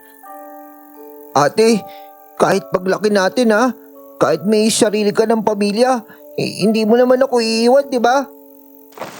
Ano ka ba, Dino? Oo naman, no. Wag na wag mong iisipin na maghihiwalay tayo, ha? Basta, ate mo ako forever. Pwede ko rin po ba isama si Taba?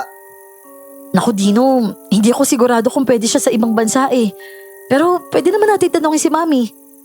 Buti nga si Mami, hindi na siya naging busy para sa atin ngayon, no? Pwede bang dito na lang tayo? Oh, akala ko ba natatakot ka dito? Medyo, pero gusto ko na rin dito eh. Nandito si Taba, maraming puno, hindi katulad sa bahay natin. Tapos pinapansin na tayo ni Mami dito. Siguro, Dino, kapag tapos na ang lahat ng gulo dito, pwede natin kausapin si Mami na bumalik na tayo dito. Sa ngayon lang kasi talaga, ang daming nangyayari eh. Leia anak, pupunta lang kami ni Manang sa bayan ha? May bibilihin lang kaming gamot para kay Ricky. Okay na po ba siya, Ma? Medyo. Naaawa rin ako eh. Kamamatay lang ng pamilya niya tapos sunod-sunod pa itong nangyayari sa kanya. Baka naman po kasi talaga may atraso siya kaya ganyan. Parang karma, ganun. Pero sa bagay, kahit naman ganun po yung ugali niya, parang sobra naman yun. Ewan ko na nga rin eh. Basta ikaw muna dito ha? At kung may kailangan ka, nandiyan naman si Isko. Babalik din agad kami. Pero ma, yung mga nagdadasal, baka naman po pwedeng itigil muna sila. Ang gulo na po kasi talaga dito eh. Oo naman anak. Basta dadaan na lang ako sa simbahan para magpasabi ha? Maiintindihan naman nila yon.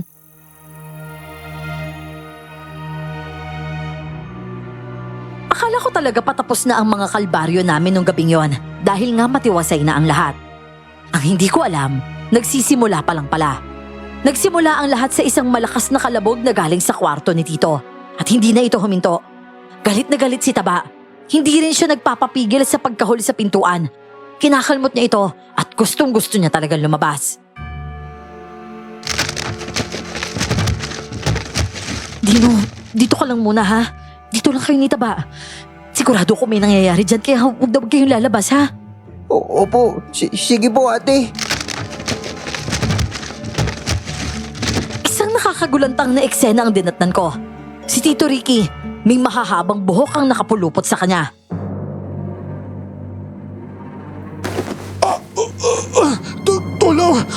Tulungan niyo ako! Isko! Isko, tulong! Tulungan mo kami dito! Si Mana at si Isko, pinapatay nila ako! Pero dito tinutulungan nila tayo! Isko! Isko, tulong! Ate, ano po nangyayari ate? Dino, tawagin mo si Isko! Bilisan mo! Hindi ko na malaman ang gagawin. Naghanap ako ng gunting pero masyadong makapalang nakapulupot sa kanya. Nung una ay nagpupumiglas pa si Tito. Pero ngayon ay hindi na siya makagalaw. Wala na. Huli na yung lahat, Leia. Pero anong ibig mo sabihin? Mamaya na tayo mag-usap, Isko. Tulungan muna natin siya. Paglingon ko kay Isko, wala akong nakikitang bakas ng pagkaalarma sa mukha niya. Seryoso siya at may bahid pa yun ng galit. Pero hindi naman nagtagal. Lumapit din siya. May dala siyang kutsilyo at nagsimula siyang mag-orasyon habang pinipigtas ang nakapulupot kay Tito. Bakas na bakas sa mukha ni Isko ang pandidiri sa lalaki na para bang ayaw niyang iligtas ito at napilitan lang. Teka Isko, saan ka ba pupunta? Ano ba nangyayari dito? Bumalik ka naman dito! Saan ba nanggaling yung mga buhok na yan? Sigurado akong may alam si Isko at yon ang malinaw sa mga ikinikilos niya kanina. At hindi na ako pwedeng tumahimik lang kung may tinatago sila. Hindi ko rin alam kung may basihan ng mga paratang ni Tito Ricky kanina laban sa mag-ina.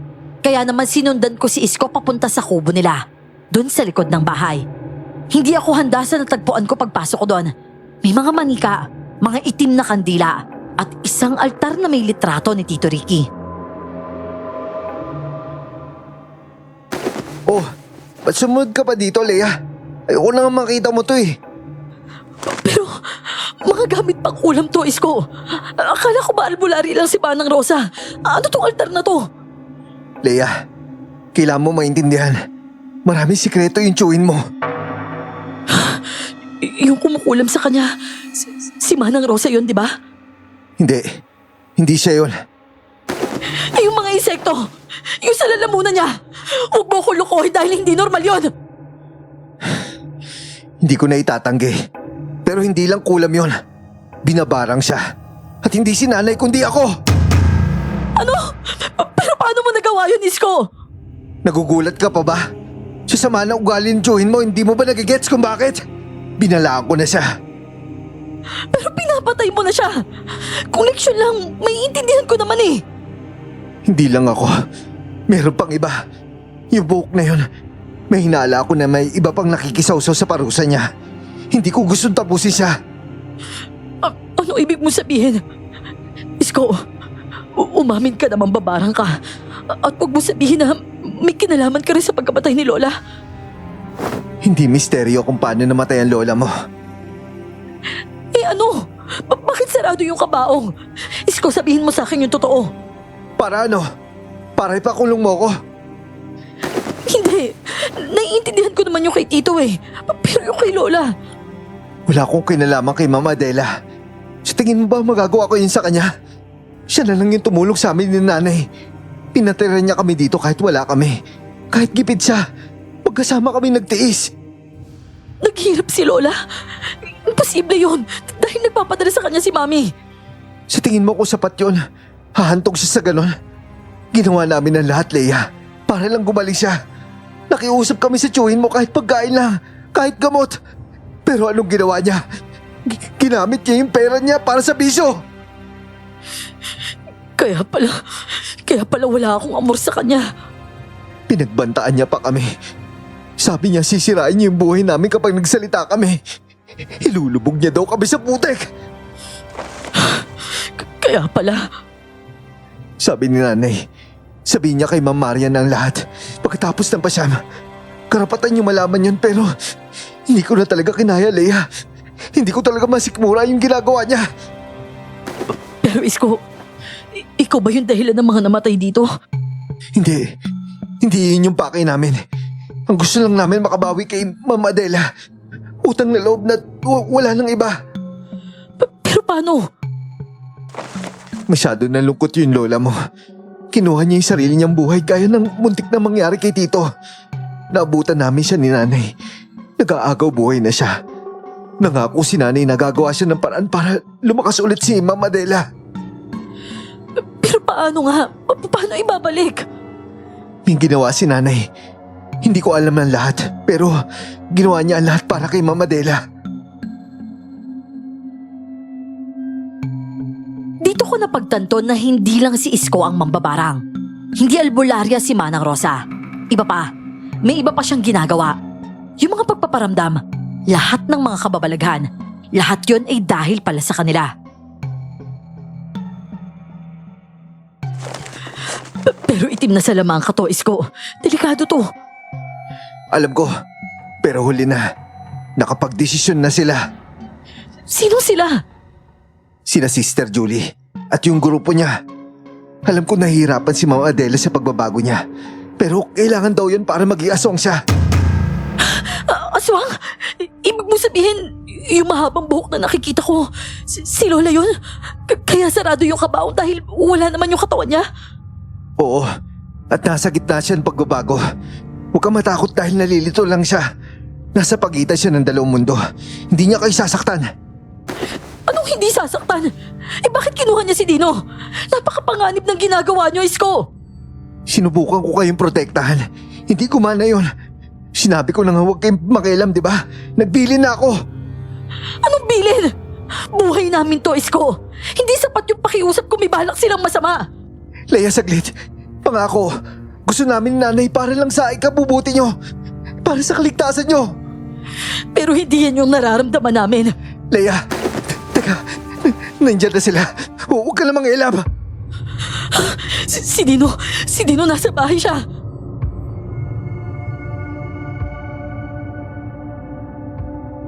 Sinubukan akong pigilan ni Isko pero bumalik ako sa bahay para kunin si Dino at tumakas.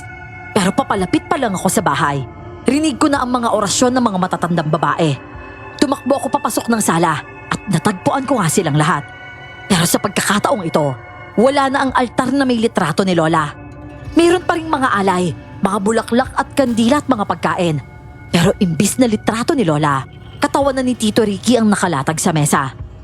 Nag-oorasyon ng mga babaeng nakaitim at sa gitna nila ay si Sister Julie. Gustuhin ko man tumakbo noon, biglang nanigas ang buong katawan ko at isang babae ang paresahang umupo sa akin katabi nila. Mga kasamahan sa pananampalataya, malapit na tayong matapos. Nandito na silang lahat. Walang iya ka! Ano ginagawa mo sa akin? Ay, bakit hindi ako makakilos? Dumalo ka sa isang maitim na ritual. Inaasahan ko ang kooperasyon mo, pati na rin ang katahimikan mo. Ay, pakulan mo ako! Ano gusto mo? Tumunga nga lang ako dito habang si Tito Rico yung pinagpipiestahan nyo! Nasaan na yung kapatid ko? Paparating na siya, iha. Kaya huwag kang magulo. Napatahimik ako sa sinabi niya dahil may hinala na ako kung sino ang tinutukoy niya. At sa pagkagimbal ko, tama ang iniisip ko. Gumapang si Lola papasok sa bintana ng sala. Napakahaba ng buhok niya, katulad ng sa mga babaeng nandun. Pero may kakaiba sa kanya.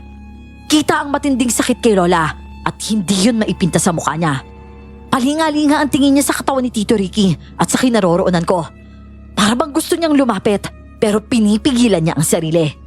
At maya-maya pa, lumayo siya nang lumapit si Sister Julie sa kanya at tila ba natatakot siya dito. Alam kong naninibago ka pa, pero halika na, Adela. Lola, nandito kaming lahat para samahan ka, para gabayan ka sa panibago mong buhay. At kami mga kapatid mo, kami ang tutulong sa'yo. At ngayong gabi, makukumpleto na ang lahat. Tapos ang paghihintay, Adela, magiging kubot ka na rin katulad namin. Diyos ko, Lola, huwag kang makikinig sa kanila, pakiusap. Hindi ka na naaalala ni Adela. Bago na ang buhay niya at kaisa na namin siya. Parte na siya ng pamilya namin. Sa amin na siya makikinig at sa amin na siya susunod. Hindi ba't iniwan niyo na siya? Hindi totoo yan. Lola, nagkamali si Mami. Si Tito. Oo, sinakim niya yung pera. Pero kaming mga apo mo, hindi namin ginusto to. Nagsisi si Mami, Lola. Alam mo yun. Alam mo, mahal na mahal ka namin. Tingnan mo ang mga mata ng Lola mo. Ni hindi ka na niya kilala. At para sa kanya, isa ka na lang karne at pagkain niya mamaya. Wala ka ng halaga kundi isang alay. Wala ka ng halaga sa kanya. Pero kung ganon, bakit pa kayo pabalik-balik dito? Bakit yung ginagawa to sa amin? Dahil siyam na buhay ang kailangan para maging ganap siyang aswang. Siyam na alay, mga buhay na may koneksyon sa kanya. Hoy! Ano siyam na buhay? Wala kayong sinabing siyam! Hindi ko ba nasabi? Ginagamit ang numerong siyam bilang pangungutya sa relihiyon ninyo. Pwede mo itong tawaging numero ng kadiliman. Pero para sa akin, simbolo yan ng ganap na alay. Siyam at si Mang Noli, Andrew, Leslie, Sandra at si Ricky. 5 na yon. At kapag isinama ang mag-ina, 8 na yon. At sigurado kung pwede rin ang aso. Hindi. Kung alam lang to ni nanay, hindi siya papayag dito. Lumapit sa akin si Rosa na may mabuting intensyon. Pero ang tao nga naman, papayag sa kahit ano, basta pinangakuan mo ng ikabubuhay nila. Nabubulag sa labis na pangangailangan. Sandali! Hindi ako papayag! Wala ka nang magagawa. Ikaw at ang nanay mo. Kahit malakas kayo, wala kayong laban sa akin. Mga kasama, ilabas nyo na sila!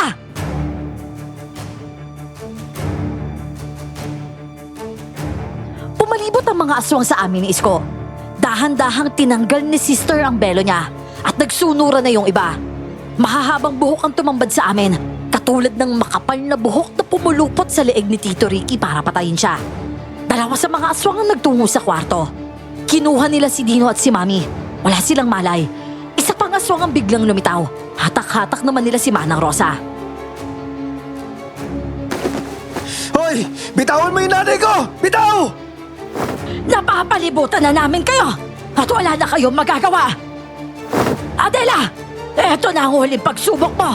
Kainin mo sila at maging kasapi na namin.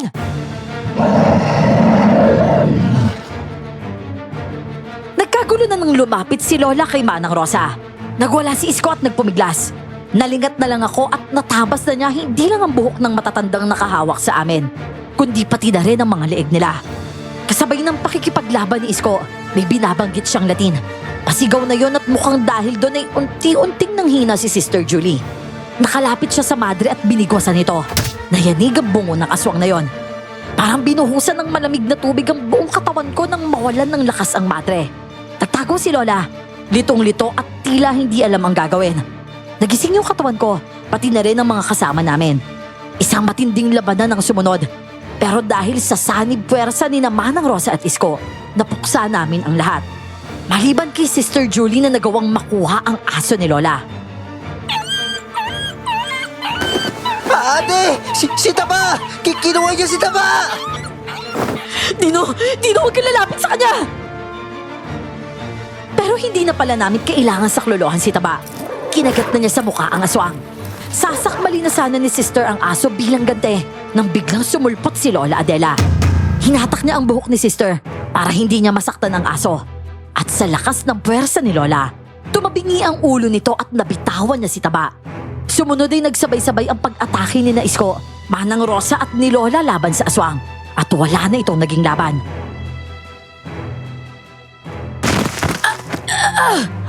Kapag tinuluyan niyo ako, makikitindi kung ano mang natitirang buhay meron kay Adela. Ako pa rin ang nagwagi. Bago pa siya muling makatawa ay tinarak na ni Manang Rosa ang itak sa aswang. Dahil dito ay tuluyan ng nanghina si Lola Adela. Napaluhod siya. Nagulat kami nang gumapang pa si Lola at lumapit kay Sister Julie. Kinuha niya yung itak at muli itong itinarak sa puso ng aswang. Biglang napahiga si Manang Rosa at nangisay. Namuti ang mga mata niya at palagay ko ay sumapi si Lola kay Manang Rosa.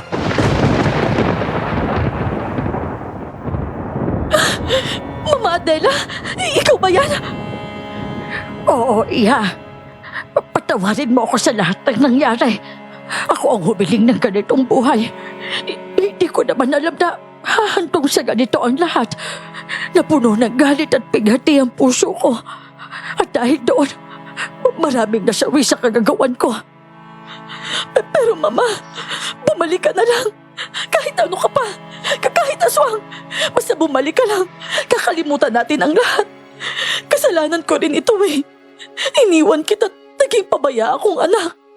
Hindi kita inalagaan. Patawarin mo ako, Mama. Ginawa mo ang kailangan mong gawin para mabuhay ka at ang pamilya mo. Hindi kita masisisi. Ginusto mo lang ang mas maayos na buhay para sa mga anak mo. Pero iniwan kita, Mama. Hindi ko man lang naparamdam na mahal kita, na may pakialam ako. Kinain ako ng trabaho ko. Kinain ako ng pera.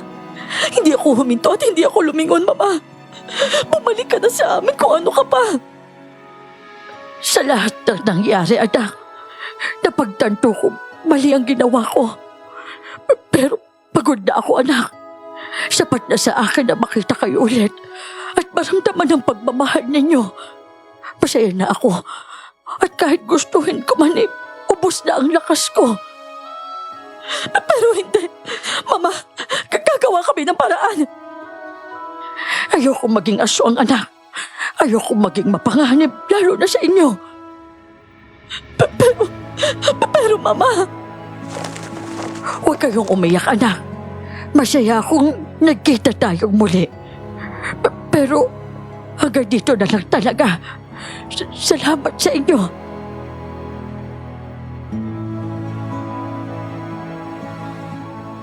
Lumapit kami kay Lola at hinawakan siya sa huling mga sandaling ng kanyang buhay.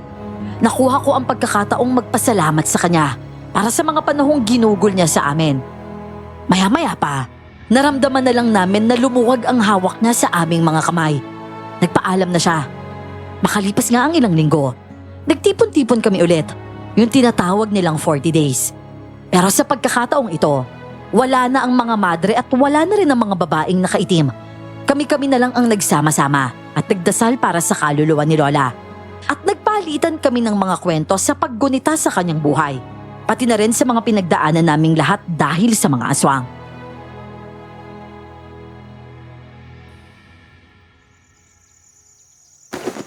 Diyos ko, nagulat nga ako nung pumunta ako sa simbahan. Biglang umamin ito si Manong Rosa sa plano niyang buhayin si Mama. Ano ba yun? Buhay nga, aswang naman. Ma'am Marian, pasensya na po kayo ulit, ha? Paladesisyon pala kayo, Manang eh. At saka, hindi niyo rin po pala sinabi na marunong kayo mangkulam? Matagal na yun, Iha. Kinalimutan ko na yun. Kaso, ito si Isko sobrang galit kay Sir Ricky. Hindi na nakapagtimpi. Ako, nagsisi naman ako. Niligtas ko pa nga siya pero naunahan tayo ng mga aswang. Pero pangako, magbabagong buhay na talaga ako. Naniniwala naman ako sa iyo, Isko, Iho. Kaya nga napagdesisyonan ko na sa inyo ko iiwan yung bahay pagbalik namin sa Amerika. Gusto ko kasi kayo pa rin ang maging katiwala dito Po? Bakit naman, Ma? Kasi gagawin natin itong clinic. Talaga po ba, Ma'am? Malaking tulong po yan dito sa lugar natin. Oo naman, Manang. Naisip ko kasi, ang daming trahedyang sana naiwasan kung may maayos na clinic dito Lalo na para sa mga matatanda, yung katulad ni Mama. Naku, maraming salamat po, Mama. Pangako po, ayusin namin tsaka pagbubutihin namin yung trabaho.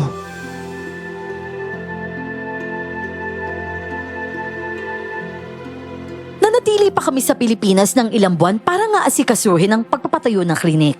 Naabutan namin ang babang luksa ni Lola at nakita rin naming tuluyang maitayo ang klinik. Isang bagay na parang huling handog namin para sa kanya. Sapat na yung panahong yon para makapagpaalam kami ng maayos. Hindi lang sa lugar, kundi sa lahat ng alaala. Magaan ang loob namin nung umalis kami. Kahit napakarami naming pinagdaanan, alam naming sa huli ay may mabuting bagay na nagbunga mula sa lahat ng sakit at gulo. Simula nang nangyari kay Lola, hindi na nagmintis si Mami sa pagbibigay ng oras sa amin. Mas naging malapit kami sa isa't isa. Mas nag-uusap at mas nagkakaintindihan. At tuwing may pagkakataon nga kaming bumalik sa Pilipinas, dinadalaw pa rin namin yung klinik. At ito po ang huling mensahe ko. Sana sa lahat ng mga anak na nakikinig, matutunan nating pahalagahan ng mga magulang natin. Lalo na ang may mga edad na. Dahil hindi natin alam kung hanggang kailan natin sila makakapiling. Kaya habang nandyan pa sila, mahalin natin, pakinggan natin at damayan. Dito na po nagtatapos ang aming kwento, Miss Clar at Sir Jay. Salamat po sa inyong pakikinig.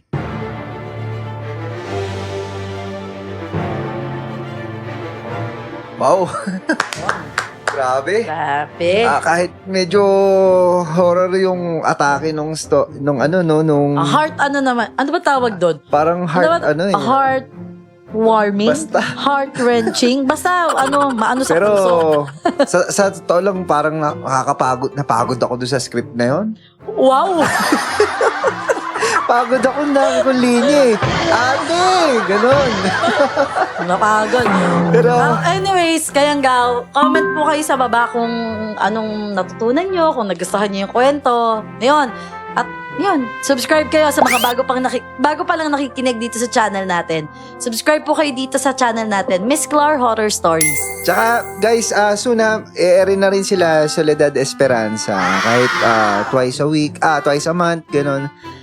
Tapos, sige. nood kayo kay Miss Love, huwag niyo kalimutan. At kung hindi ako nagkakamali, may upload na tayo sa Bangungot sa Saturday? Saturday ba or Sunday? Basta abangan nyo po. May upload na tayo sa weekend. Yung pag-comment and pag-like, huwag niyo kalimutan. Thank you. Maraming salamat kay Angga. Bye-bye! Next time ulit.